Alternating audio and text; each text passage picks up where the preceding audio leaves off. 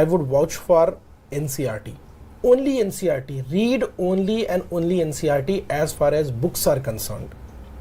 But at the same time, when practice is required, then obviously you have to follow, some, question banks.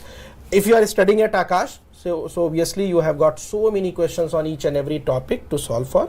आपके पास study material होगा, आप वहाँ से questions करिए, आगे भी आपको कुछ क्वेश्चंस बैंक मिलेंगे, उन क्वेश्चंस को आप सॉल्व करिए. And interpretation of NCERT reading is important, but apart from that, interpretation of NCERT is required. So interpretation के लिए, if you are again studying in Akash, so you can follow the theory given in study material of Akash, जो आपके NCERT की lines का interpretation बताता है and आपको help करता है NCERT के लाइंस को समझने के लिए. There are many paragraphs in NCERT which students usually find complex to understand, right?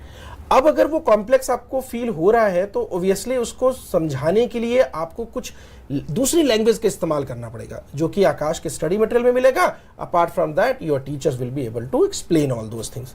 आप इसको फॉलो करिए. इसके अलावा आपको मार्केट से कोई और बुक खरीदनी है, कोई और पब्लिकेशंस की बुक खरीद करके थियरी पढ़नी है, so I would suggest not to go for that. आपको उसकी कोई ज़रूरत नहीं है. एनसीईआरटी की लाइंस में से ही क्वेश्चन बनेंगे, बिटवीन द लाइंस से क्वेश्चन बनेंगे. So NCERT is enough to read, don't go beyond that.